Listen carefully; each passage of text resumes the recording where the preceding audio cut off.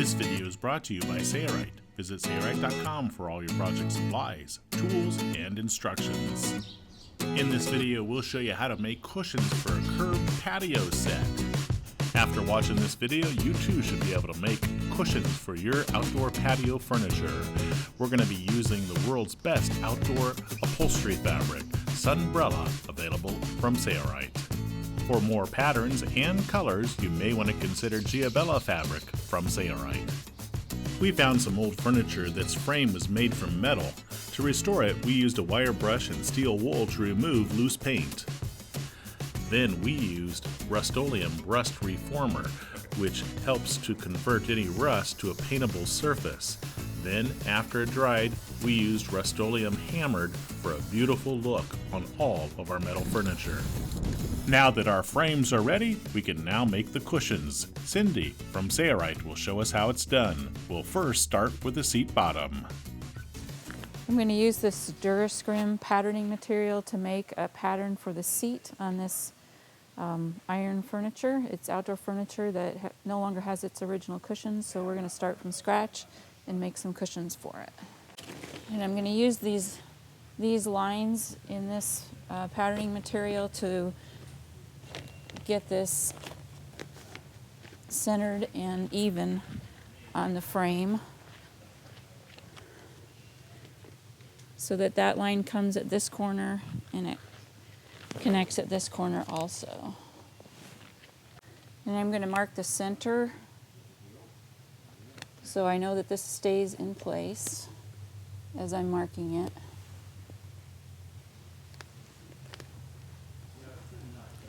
And this furniture has a little lip on it. The cushion is going to sit down inside here.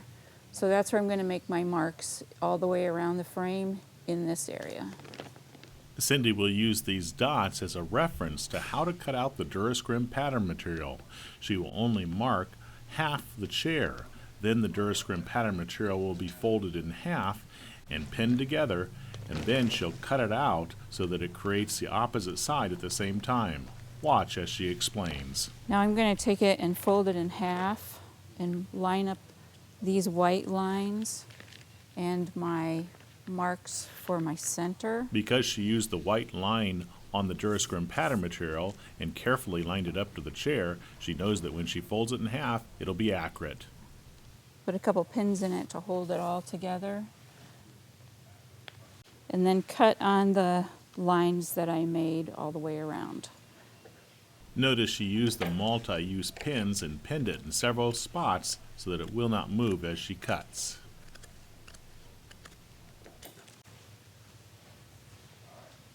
Now I can unpin it and test it on the frame. It is always wise to test your pattern. Make sure it fits well. Okay. So I'm ready to cut out my seat cushion. I'm going to make the seat cushion first so I can determine the height of the back cushion after the seat cushion is made. And with these lines on the Durascrim, I can use the same, this fabric has a horizontal line in it, so I'm going to line those lines up with the horizontal line on the fabric so that it stays straight all the way across the cushion. And I will add 1/4 inch all the way around for my seam allowance. The actual sewn seam allowance will be about 1/2 inch. Adding 1/4 inch to the pattern or desired finish size of the cushion will make for a tighter fitting cover, which will make the cushion look great.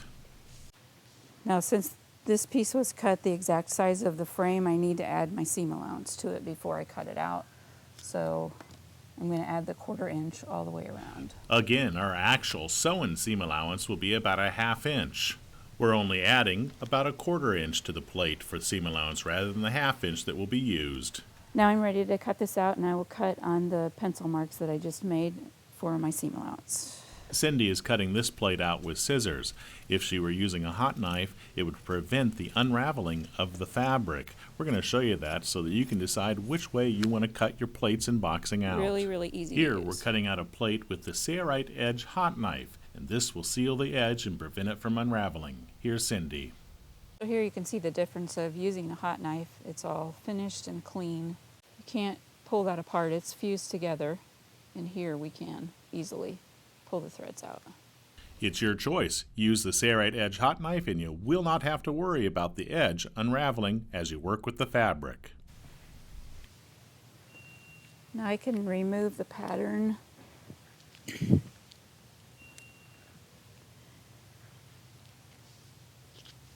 And I'm going to put a pin in the back on the right side so I know which is the right and wrong side of the cushion. And my second piece, I'm going to use this for my pattern. I need a top and a bottom piece for my cushion, so I'm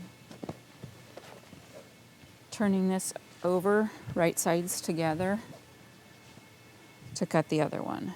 Many fabrics have a right side and a wrong side. This Sunbrella fabric does not have a right side and a wrong side. However, it's still important to take that into consideration when you're patterning. That's why Cindy places a pin on the correct side of the fabric. I'm also going to put a pin in the back right side of this one so I keep them straight. And those are your top and bottom plate for your seat cushion. Before we cut the boxing, we're going to cut the foam to size and measure it to determine the width of the boxing. To accommodate the thickness for our chair, we'll be gluing two pieces together. Cindy's going to explain how to cut the foam and then glue it. The frame of the furniture has a bend right in this area. So we know that the original seat cushion was around 6 inches deep because of the bend in the back of the furniture. To cut the foam for the seat on this, I'm going to use 2 3-inch pieces of foam and glue them together. And to make the pattern for the foam, all I need to do is trace around my pattern for the seat. We're cutting this foam almost exactly the same size as the desired finished size because this cushion has to fit inside the lip of the metal chair. That's for the seat bottom. Typically when patterning foam, we add 1% to both dimensions of the desired finished size pattern. Why? Because when the cushion cover is placed on the foam, it will compress the foam slightly, and we do not want our cushion to no longer fill the space it was designed for. That general rule is being ignored here because we want the cushion to fit within the lip of the frame. We've chosen to use a dry-fast foam from Sayrite. This dry-fast foam has large holes that allow water to flow right through it, so it dries out quickly if it gets wet. And I'll do that 2 times because we need this cushion to be 6 inches deep. We can just use a regular kitchen knife to cut foam with. It's pretty easy actually.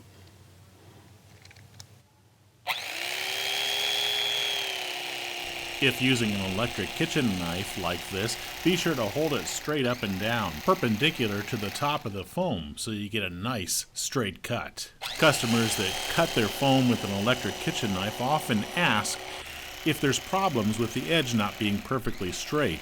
The answer is that's not a problem. When the cover is put on, it'll look great. As you can see, even here, this edge is not perfectly straight. To glue the two pieces together, we'll be using 3M Super 77. However, 3M General Trim adhesive does glue and bond better. And we have our 2 3-inch pieces of foam cut, and we're going to glue them together to end up with a 6-inch cushion for this frame. It is not required that the foam stay perfectly bonded together. The cover will actually hold it in place beautifully. But it's a lot easier to stuff the foam if it is bonded slightly. If you want a better bond, use 3M General Trim adhesive with dry-fast foam. You'll notice that both of these pieces of foam are not perfectly even, and that's okay. The cover, again, will make it look beautiful. And it's okay if your edges aren't perfectly the same. The boxing on the cushion will pull that in and it won't even be noticeable. To give the edges more of a rounded look, we're going to be adding batting to both sides of this seat bottom. I'm also going to add a layer of this polyester batting to fluff up the cushion. If you can make a cushion without it, but if you do, the cushion will be flat, just like this is. If you add this to it, it gives it a little bit of life.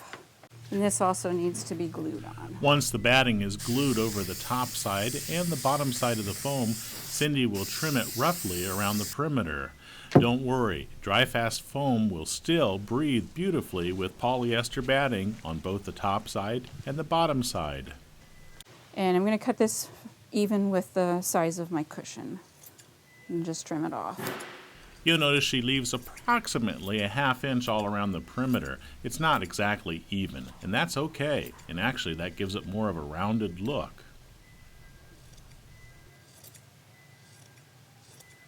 And I'm going to turn it over and add it to the other side also. If batting had not been used, we could just measure the thickness of the foam and determine the appropriate width of our boxing. But since batting was added, we need to compress it slightly before taking the We measurement. have the two pieces of foam glued together with the polyester batting on top and on the bottom. And I'm going to press down a couple pounds of pressure on this to determine the width of my boxing. It looks like about 6.5. So my boxing will be cut at 6 3/4 because I want it to be a little bit bigger than this. After measuring the thickness of your foam, to that measurement add between 1/4 to 3/4 inch to the boxing. Keep in mind that thinner cushions look best with more allowance added, and thicker cushions look best with less. Basically, adding less of an allowance will allow the seams to roll into the edges of the cushion. We'll come back to zipper plaque width a little bit later on. For the length of boxing, measure around the perimeter of the cushion minus the area for the zipper and add 4 to 6 inches to that. So cut enough strips to cover that area. We determined the boxing should be 6 3/4, so I'm going to cut 2 6 3/4 inch strips and then determine the length that that strip needs to be after I have sewn it together. And then after that, I'll cut my zipper pieces. Our foam, when compressed with the batting, equaled 6.5 inches. We're cutting a boxing with 1/4 inch more added, so 6 3/4 inches. Our seam allowance will be about 1/2 inch, so this will result in a boxing that is actually less width than the actual foam. Again, a tighter looking cover makes for a better looking cushion. And I'm going to make a mark on the wrong side of this fabric so I know which is the right and wrong side. This fabric really does not have a right side and a wrong side, but that's still an excellent practice to get into because some fabrics do. To cut the second strip, Cindy uses the first she cut and uses it as the pattern. So I have 2 boxing strips cut 6 3/4 inches wide, and one of them I will cut in half. To distribute the seam evenly on both sides of the cushion, she will cut the one strip in half and join it to the two ends of the other. And attach 1/2 to each side of the full width piece, and that allows the seams in the boxing to be balanced on the cushion. Use multi-use pins to pin it in place, then we can take it to the sewing machine and sew it. Before we do that, we're going to concentrate on the zipper plaque. To determine the length of the zipper in this cushion, I'm going to fold my cushion pattern in half and put a pin 2 inches back from the back corner, and then measure this distance to the pin. It's about 22 inches, so I need my zipper to be 44 inches long. This is the back side of the cushion where we want the zipper installed. And for the width of the zipper plaque, the area from the teeth out to the edge of the tape is 1/2 inch. So I'm going to add 1 inch, 2 inches actually, to my zipper plaque in order to accommodate the teeth of the zipper. My boxing was 6 3/4. So my zipper plaque, I'm going to cut at 8 3/4 and then cut it in half. And the length was 44 inches. So, whatever you cut the width of your boxing to, add 2 inches to this, and this will be your zipper plaque boxing.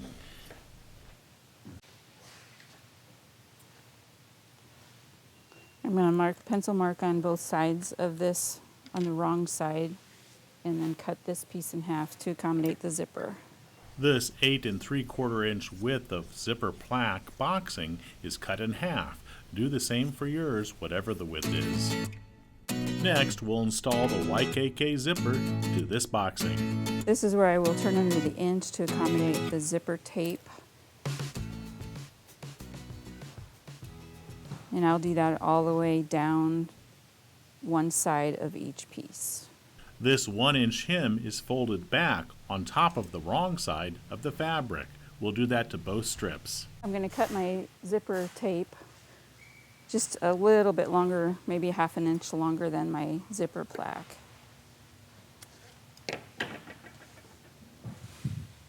And then I'll put a few pins in this with the fold of my zipper plaque at the center of my zipper teeth. Usually for cushions, we use a number 5 YKK zipper available from Sailrite. This is a Vislon type zipper. You can also use coil. And I'll pin the other side on, also just pushing those two folds right up next to each other on top of the teeth. We recommend Vislon for outdoor use and coil for indoor use. Now I can stitch the zipper in, and this right edge of this foot is going to run right along the teeth of the zipper and catch the zipper tape and my folded area. To sew this irregular box cushion, we're going to be using the Sailrite Ultrafeed sewing machine. This is the Sailrite Ultrafeed LS1 sewing machine. It's a straight stitch walking foot sewing machine. We're going to set the stitch length to about 4 or 5 millimeters in length. We'll sew right next to the zipper's teeth, keeping the fold on top of the teeth, and she will pull pins as she approaches them.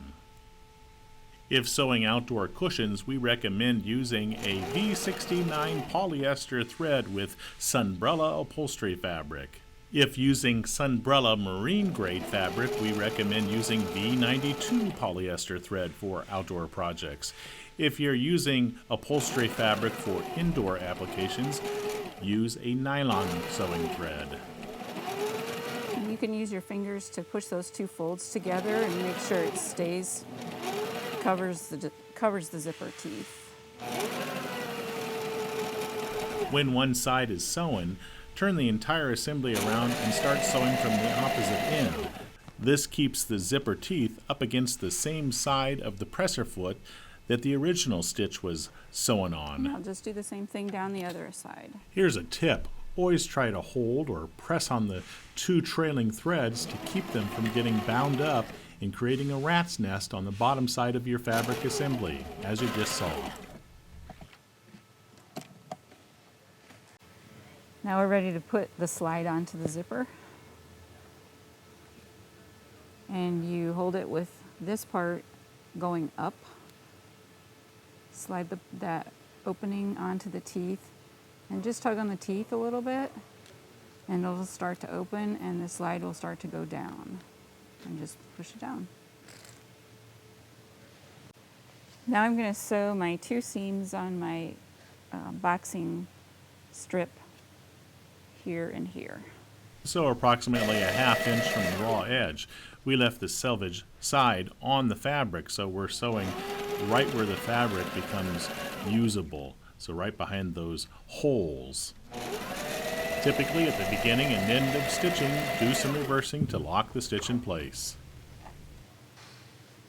In order to keep the seams balanced on the cushion, I'm going to fold it in half, and this will become the center front, and each seam will be on one side of the cushion. So I need to determine the length for this piece.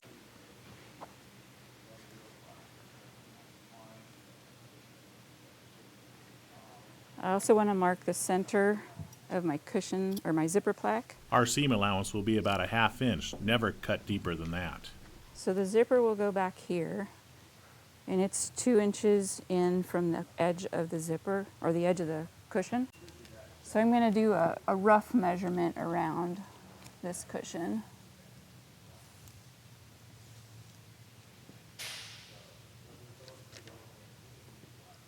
And come in 4 inches from the corner, which is around 41 inches. It does not have to be an exact measurement.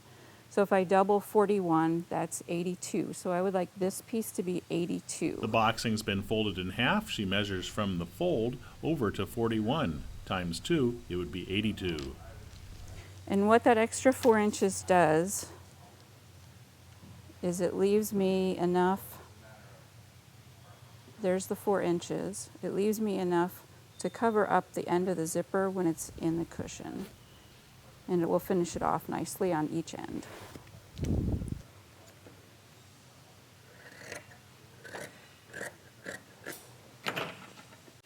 So now I'm going to sew my zipper into the boxing strip, and it'll become a big circle that will go all the way around the cushion. Outside surfaces are facing each other.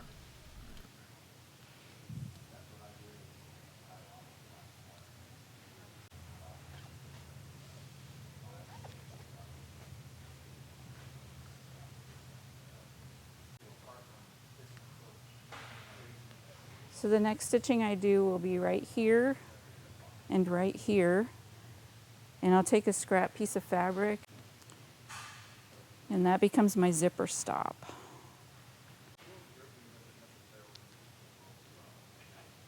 So you can see when this is sewn, it's a big circle. We'll start sewing about a 1/2 inch from the raw edge of the fabric with that scrap piece of fabric that's been folded in half on top of the zipper teeth, and carefully sew through that.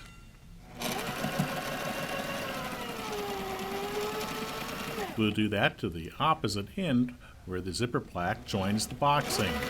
If you've done it correctly, the width of the zipper plaque should be about the same as the boxing.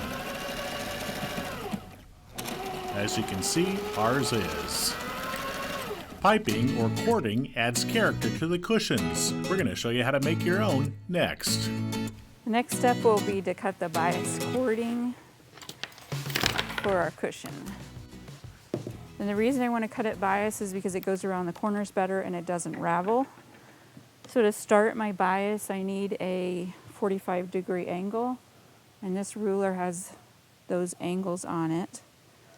Here's my 45-degree line. So I'm going to line that up with the selvage edge of my fabric to get started. So there's my first cut. And I've already determined that my strips need to be 1.5 inches wide, and that will give me a 1/2 inch seam to apply it to my cushion top and bottom. And I did that by testing the size of my cording with the size of my cuts, wrapping around to see how I could get a 1/2 inch from here to the stitching. And 1.5 inches wide will do that. We're using the clear acrylic ruler, the rotary cutter, and a cutting mat, all available from Saorite to make this bias piping or cording. Now my fabric's going to get wider than my cutting mat, so I'm going to fold it in half on itself so I can cut more strips without going off the edge of the mat. I'm not using the lines on the mat, I'm just using the lines on the ruler to get my 1.5.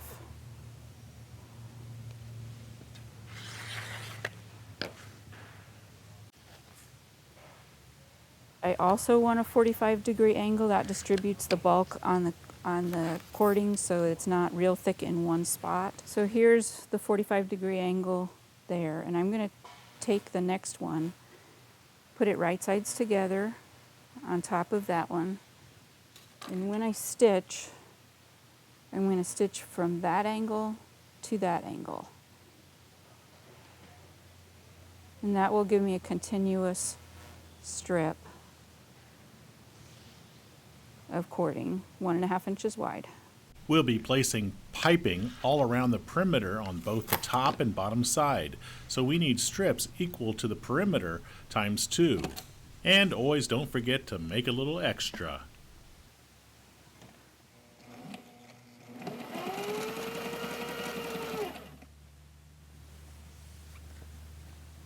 So here I'm stitching from the angle to the angle.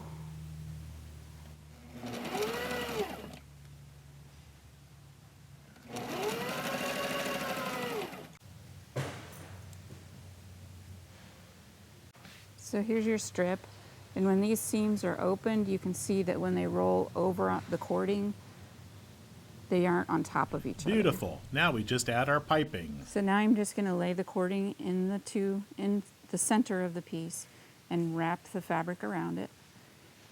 And there's a tunnel in this foot that's going to carry the cording through, and it does most of the work for you. The Saorite Ultrafeed sewing machines have a tunnel built into the standard foot.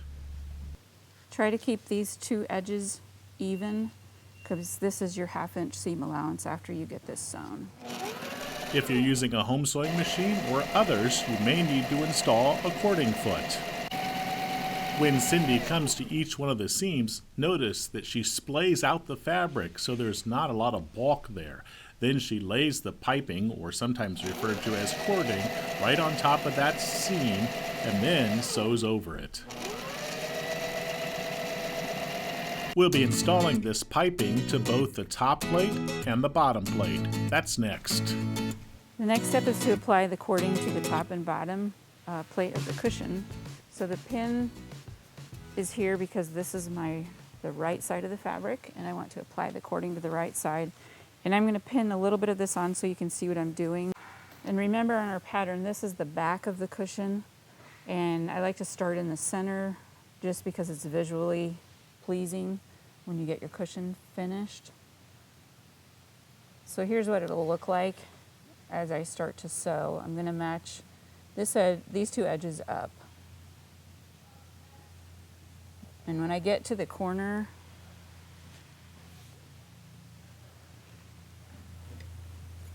I'll do a clip so that the bias can bend around the corner like that. And I'm not going to start right at the very end. I'm going to start a little bit away from the end so I can lay the other piece up into this one when I get around, all the way around.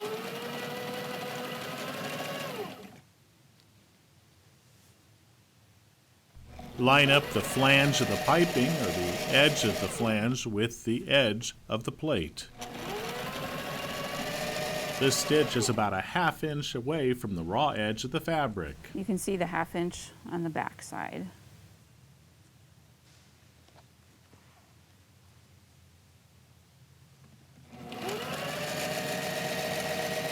When Cindy reaches the corner, notice what she does. She finds the corner, buries her needle in that exact spot, which is about a 1/2 inch from the other edge, lifts her presser foot, rotates the fabric assembly around, lowers her presser foot, then continues to sew with the bend in the piping as she prefers. The next corner is not 90 degrees, it's slightly curved. Watch what she does. Now when I get to this curve down here, I'm going to take a couple of clips in this bias edge so that it goes around this corner nicer.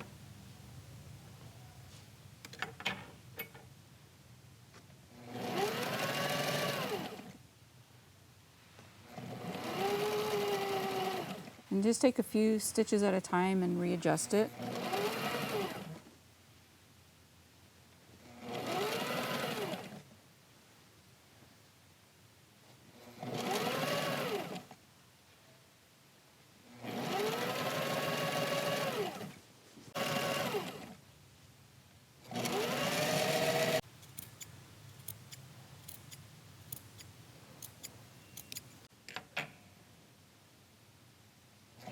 All right, excellent.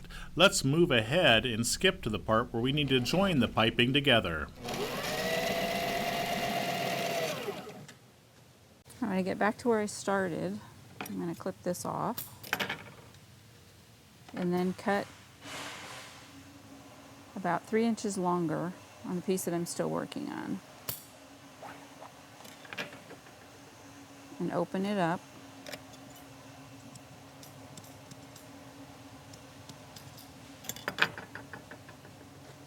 Pull that fabric out of the way and clip off this extra cording.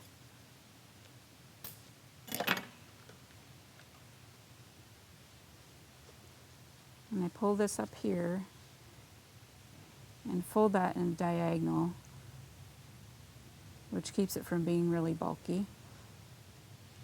And tuck that in and roll it over.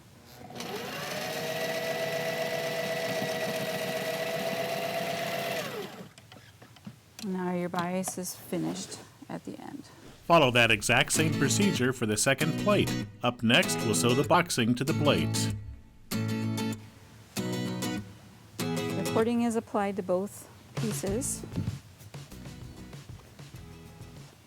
And I'm going to fold these in half to mark the centers in the front and the back.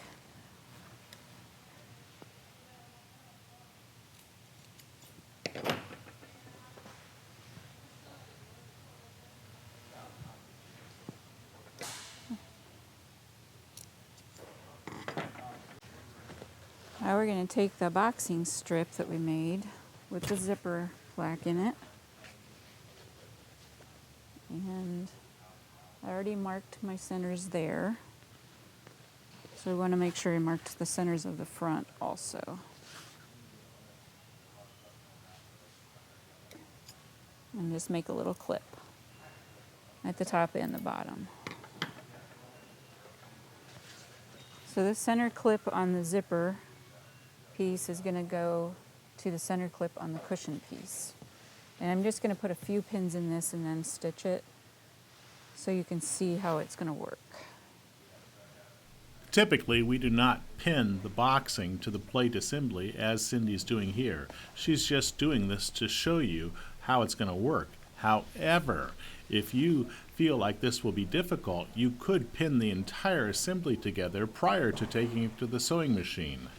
You would have to pull the pins as you approach them. And here's the center clip for the front, and I'm going to match it to the center clip here. For demonstration purposes, she'll install a few pins here as well. And when we get back around to this corner, I'm not going to pin it all, but you can see that I'm going to have an excess here. The excess is going to get folded underneath like this to cover up this end of the zipper. And it won't be exact, but it will, it'll work.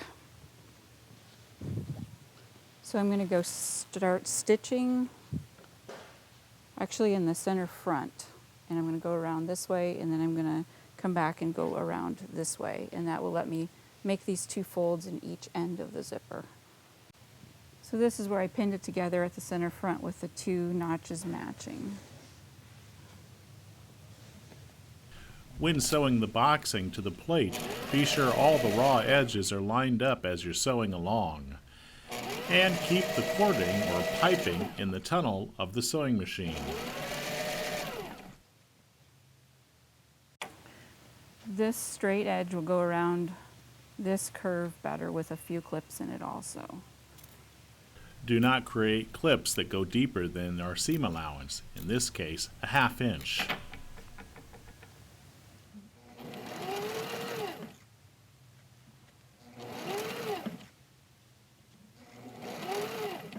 And if you just take a few stitches at a time and move the boxing where it needs to be as you go, you can get around that corner. And when I come to the seam, I'm going to open that up because it will lay flatter when the cushion is finished.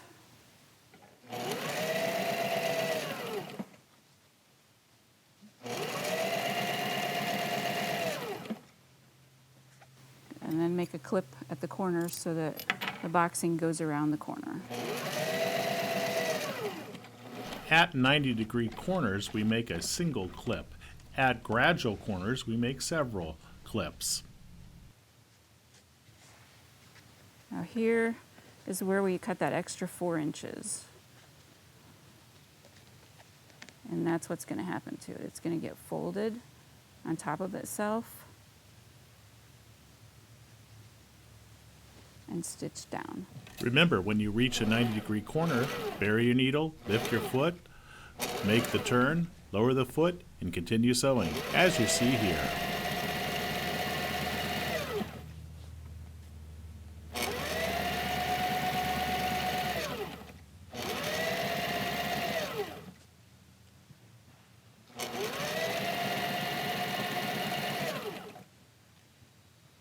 So here I am at the center of the back, which is where I'm going to stop, and then I'm going to turn it over and go the other direction.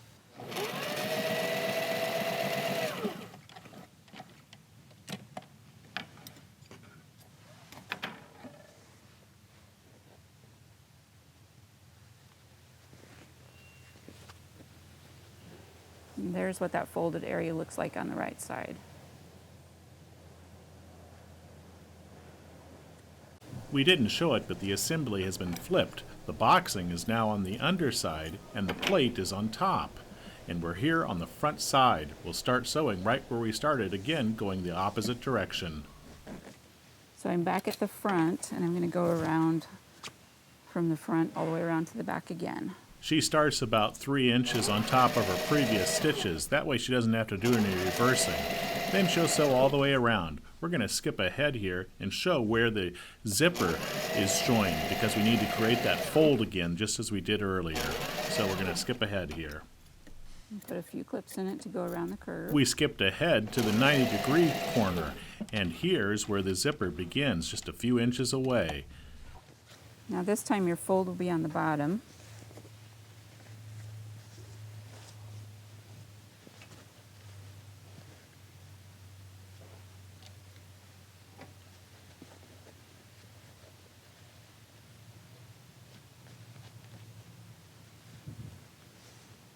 And you just want to make sure that you leave enough fabric here for to stitch this. So maybe a couple pins here would be helpful.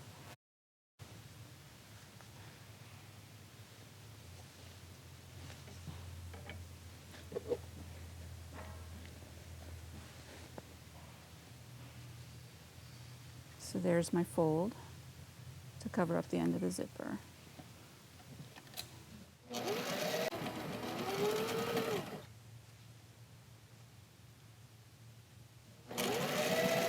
Continue sewing until you sew a few inches over the previous stitches. Let's move ahead. Next, we're going to join the opposite plate to this assembly.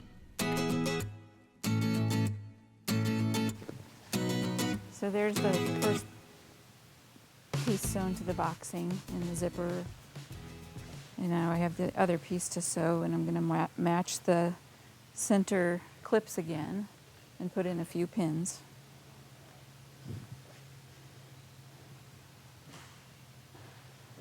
In the front and in the back. These pins along the front edge and the back edge will ensure that the boxing and the plates match up perfectly as it is taken to the sewing machine and sewn. I'm also going to mark the corners of the boxing.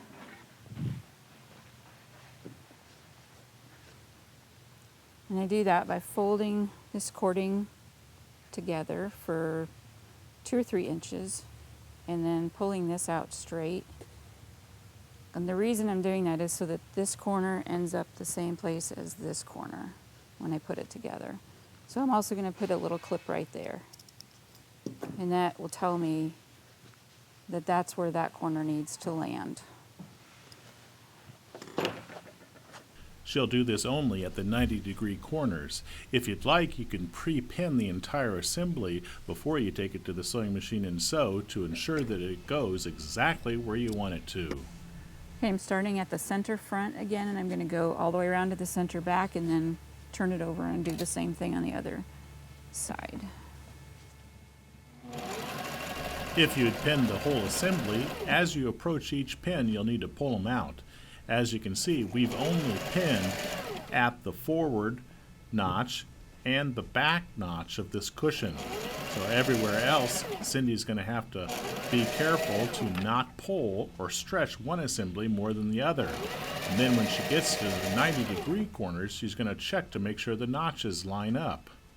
At this gradual corner, she'll cut some notches in there to help it to go around the corner smoother and nicer. Once she gets around to this side, we're going to skip ahead here, and several feet before you get to the 90-degree turn, always check to be sure the notches are going to line up. And coming up next, you'll notice ours do not. See what Cindy does to fix it. Whoa. Here's my clip, which should be here. So I have a little bit of excess fabric here. So I'm going to pin it at the corner to keep it in place. And then as I stitch from here to here, I'm going to pull tight on this cording, and that will ease in that extra fabric, hopefully. In most applications, professionals do not pin assemblies together all the way around the perimeter. However, if that had been done, this issue would not have happened. As you can see, she is pulling a little bit on the bottom assembly and pushing on the top assembly to try to balance this out before she reaches the corner. And it does help, but it's still not perfect. So you may want to consider pinning. Looks like I got most of it.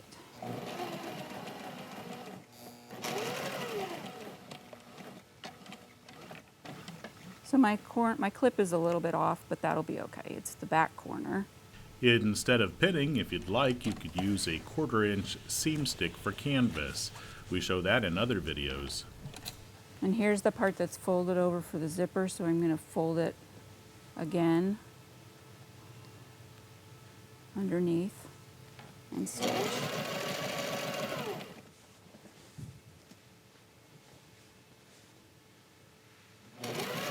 When she reaches the halfway point or goes slightly beyond it, she will stop, and we will flip this assembly and start from the front side again. So right here, she'll stop.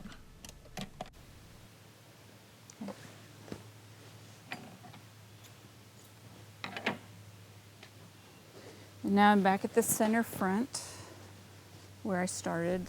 She positions the assembly about 3 or 4 inches over top of the previous stitches that began our stitching, and she'll sew from that point all around to where she stopped previously. We've skipped ahead and did not show the rounded corner, and we're coming up to the 90-degree corner. That's really the only corner that we can check to be sure the notches line up. So she will stop short there and check. And you'll notice that those notches actually are slightly off. So again, she has to do some finagling. Now it looks like this corner is going to be a little bit short from where my mark is, so I'm going to tug on this piece as I sew. It's always important to stop a few feet before you get to a corner that has a notch to be sure it matches up. And now she's pulling slightly on the boxing underneath and pushing on the plate assembly above to try to get those notches to line up as best as possible. And as you can see, that does help quite a bit. Still not exactly perfect, but close enough. You may be saying, hey, this needs to be perfect. You should really only show a video doing something perfectly. But in the end, you'll see the results. And I do think you will agree that it does still look great, even though these corners are slightly off. And this is where I folded it on the first time around, so I'm going to fold it again so it all finishes off nicely. Cindy will also look to see where the stitching stops previously and be sure the assemblies are laying pretty much flat on top of each other. She'll insert a pin there to ensure that she does not pull or stretch one too much. So there will be no excess wrinkles when she reaches that previous stitch stop point or beginning point. As you can see, everything looks like it's going to lay perfectly flat, so she's in good shape.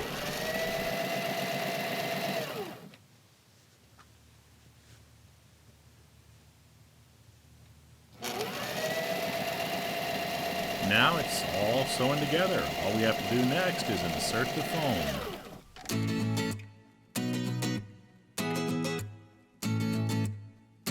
Okay. Now I unzip the zipper and turn it right side out. You can see some of the unraveling that happened. If we'd used a hot knife, that would not have taken place. However, it's easily cut off with scissors, so don't worry about it. Now we're ready to stuff. Stuffing foam inside of cushion covers is never much fun, and it usually helps to have 2 people doing this task. We're going to skip forward and show the final parts of stuffing the foam in the cushion cover.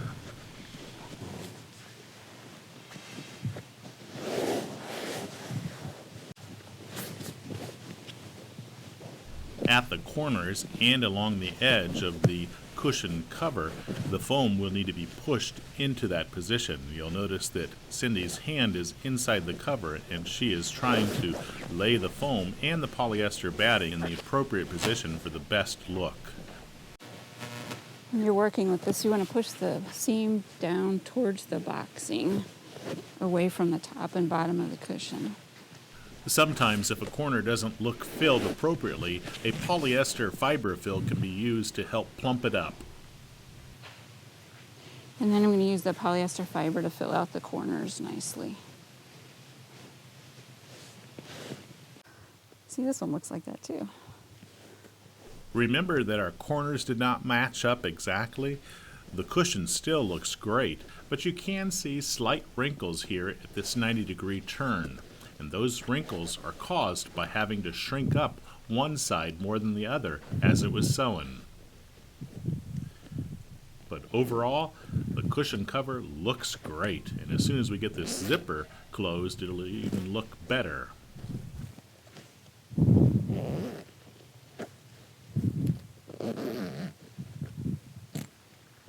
The advantages of a tight-fitting cover like this are, when the cushion is used over time, the fabric will stretch slightly.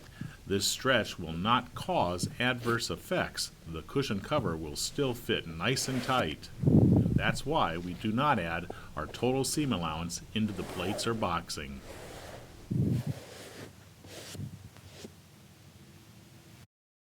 So here's our finished cushion and how it fits into the furniture. Down into this little lip on the edge of it. The seat bottom looks great. Don't go away, the materials list is coming up, and also we'll be showing you how to build the backrest cushion.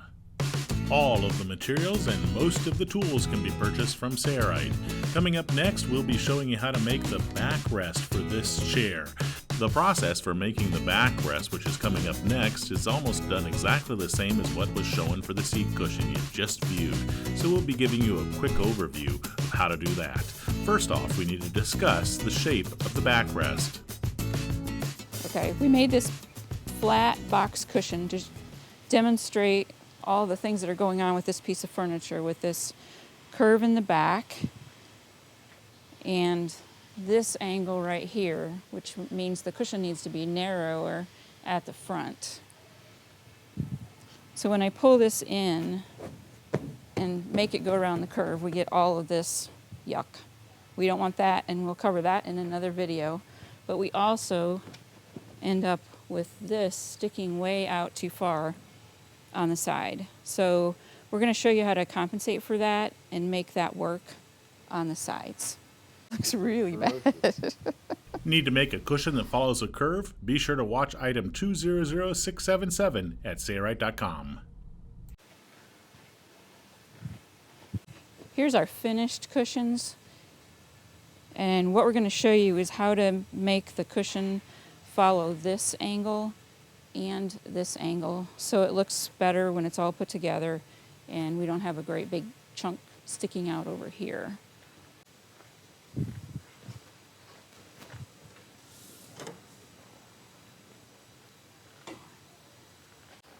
The other thing that we haven't talked about yet with this furniture is that there's actually 3 sections. So there's a section that's going to come up to each side of this. So we do need it to look smooth here. Because of the curve and the angle of the seat bottom, patterning is very important. For the back cushion, I'm going to use the white line in the Durascrim to put right down the center of the piece of furniture. Put a couple pieces of tape to hold it in place while I'm working with it. Instead of making one full backrest cushion that has a curve in it, built for the curve of the chair, we're going to make 2 cushions. That way we don't have to deal with the curve, because they'll fit individually within a portion of the curve. And I'm making this the full length of the back, but my seat cushion will come up about 6 inches. So when I get my seat cushion finished, I will trace this off the seat cushion for the correct length. But for now, I'm going to leave it the full length of the frame. At the time of this filming, we didn't have that finished. And the same thing, just take your marker and make marks all the way around the edge of the frame.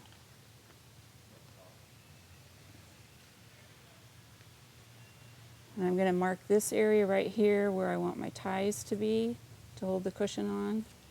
And I'm going to use the top edge of the frame, outside edge of the frame, as my guideline.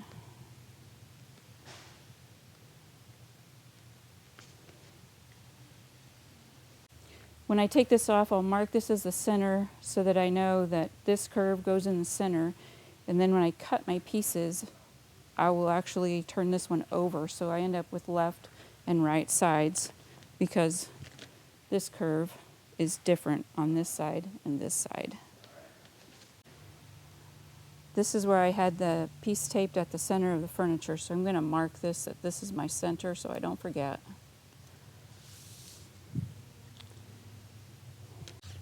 The pattern is simply cut out with scissors along the dotted lines that she marked on the fabric.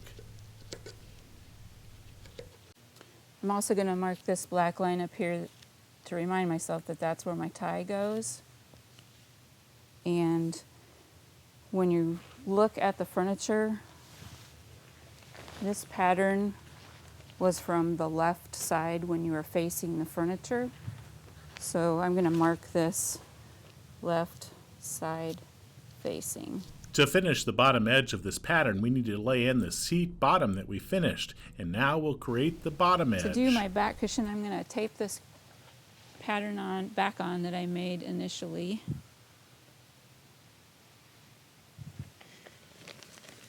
And tuck it down in here because I only want the back cushion to come to the top of this cushion. So I'm going to take my pen and make a couple of marks.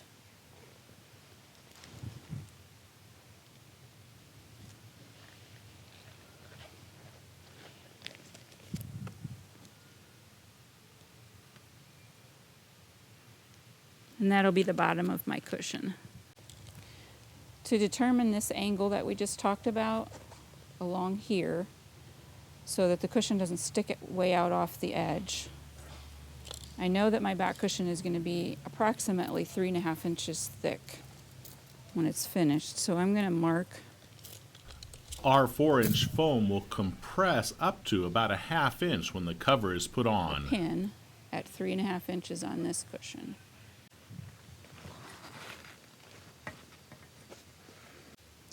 And hold the square along this straight edge. So from the edge of my cushion to the inside edge of my ruler, with this pressed up against the straight edge of the chair, I have about 1/2 to 5/8 of an inch. I'm going to go with 5/8 of an inch just because I know there's another piece of furniture that fits up against here, and I don't want it to hang over. So when I take this piece off, my pattern off, I'm going to angle down 5/8 of an inch. And to decide where I start the angle up here, I'm going to put this ruler back on and see where it separates, where the ruler separates from the curve of the chair. I'm going to measure from my cushion up, and looking at it upside down, that looks like about 15.5 inches. So that's where my angle is going to stop at the top, so that I still have this curve in the cushion. So I'm going to remove my pattern.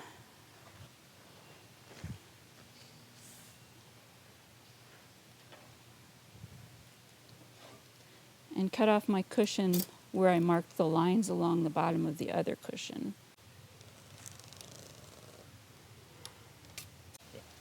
And that's where I'm going to cut my pattern off.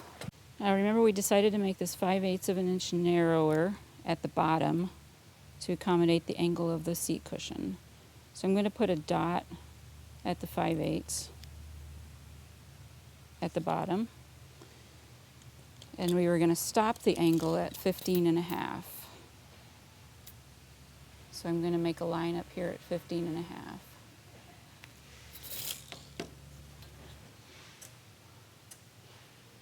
So I'm going to stop my angle right there, so my ruler goes out at the edge of my pattern there and to the 5/8 dot down here.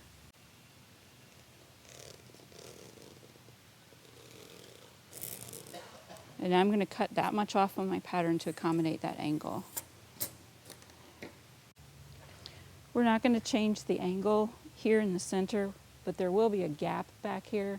It'll only show from the back, and we're not going to worry about that. That's a little more technical that we need to get with this furniture. And since this is actually a straight line here, these fit together really well without angling this area. So I'm ready to cut my fabric for the front, or the back pieces, excuse me, on this. And I have my angle cut here, my tie marked, and this is the center. So again, I'm going to measure 1/4 of an inch, add 1/4 of an inch all the way around for my seam allowance.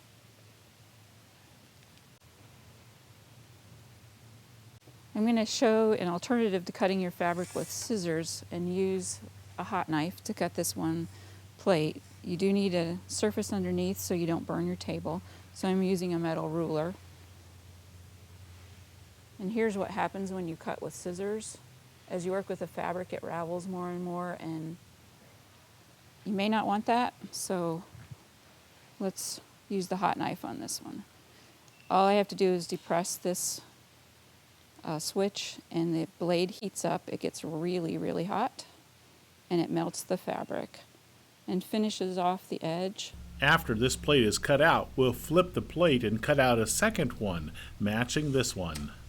Since we basically covered this in the first portion of the video talking about the seat bottom, we're going to skip ahead and go on to the next few steps. Really, really easy to use.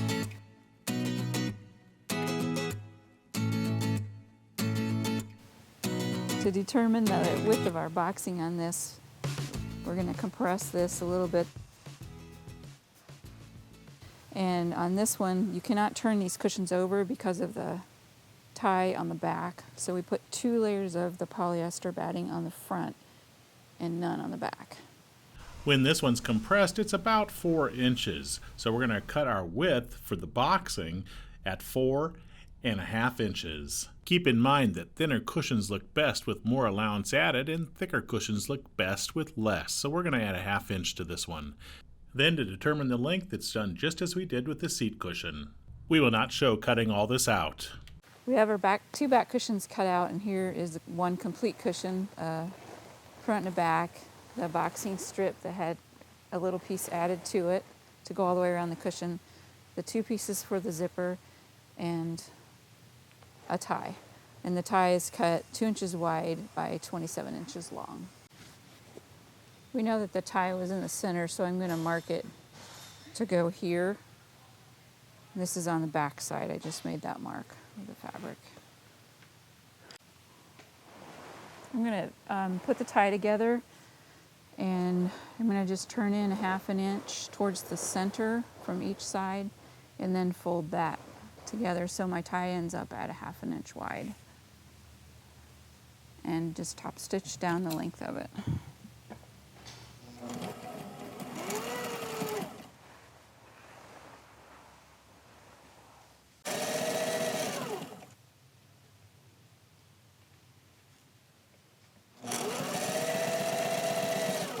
To finish off the edges here where it's real ravelly, I can just use the hot knife again, and it seals it so it won't ravel anymore.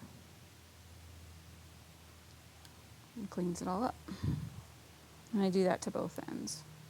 Piping was made in the same manner as we did for the seat. Now we're going to put the piping on the back piece, and then I'll apply the tie to the center of this one.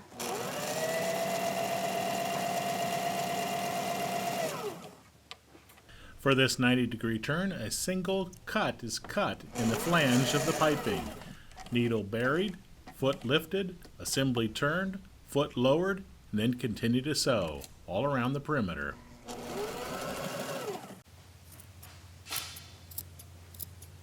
Since this was previously covered when we did the seat, we're going to move on. Next, we'll join the piping together. Again, we do not need to show this entire process since it was covered when we did the seat. We have chosen to install piping to both plates. We will not show that.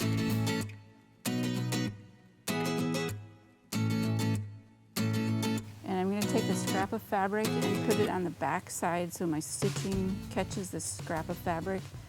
That puts the pressure on this piece of fabric instead of this piece of fabric if the ties get pulled on. This is just a scrap piece of fabric, and it's on the inside of the cushion. The tie is on the outside. I'm just going to fold it in half to mark the center. Make sure I'm in the right spot. We'll sew this tie for about 2 inches, sewing back and forth to lock it in place. And that's what it looks like on the back. That'll protect the outside fabric. Now we can sew the boxing to the plates. The process of sewing the boxing to the plates is done just like we did with the seat cushion, so we'll move ahead quickly for this, only showing brief portions.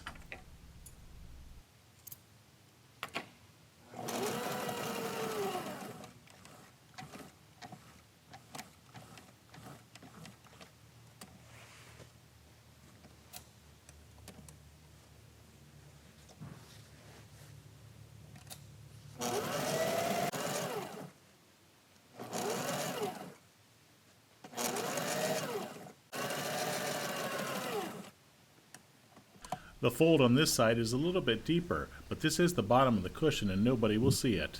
So that one's a little bit deeper, but it'll still work. When we look at the final cushion, you'll see that it still looks beautiful too, even if people do see it.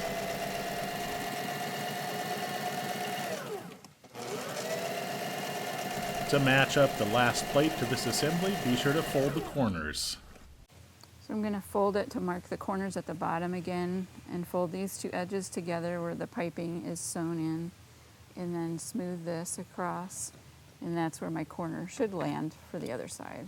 As discussed earlier, if you'd like to pin the next plate to this boxing, you can do so. And on this one I'm going to start at the corner instead of starting at the center, so I can put that clip right at the corner in my piping.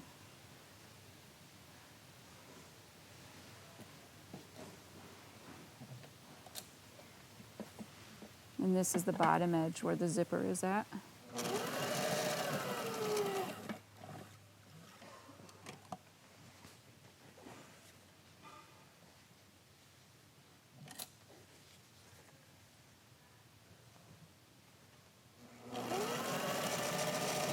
And this one's going to come out really close to where my corner is. So I'm going to tug on it just a little bit because it's a little bit short, but it's really close.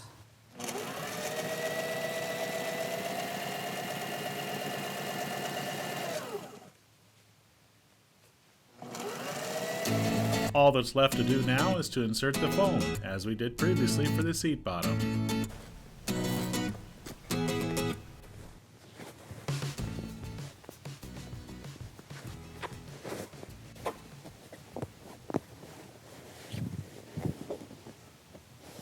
Cindy inserts a little bit of fiber fill into the corners to give it a beautiful look.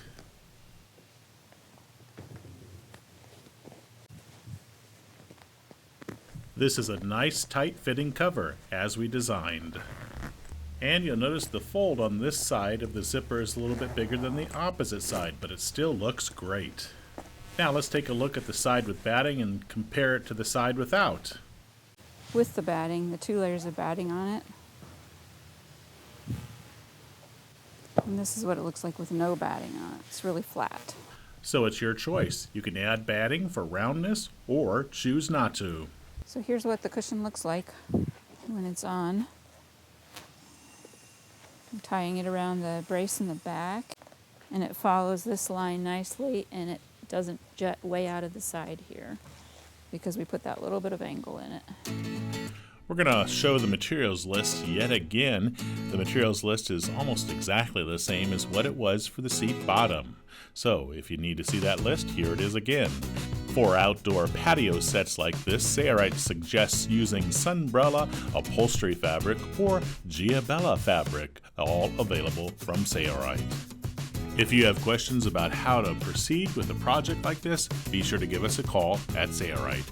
If you'd like to see other videos that are related to making cushions for curved patio sets, check these videos out. For more free videos like this, be sure to check out the Sailrite website or subscribe to the Sailrite YouTube channel. It's your loyal patronage to Sailrite that makes these free videos available. Thanks for your loyal support. I'm Eric Grant, and from all of us here at Sailrite, thanks for watching.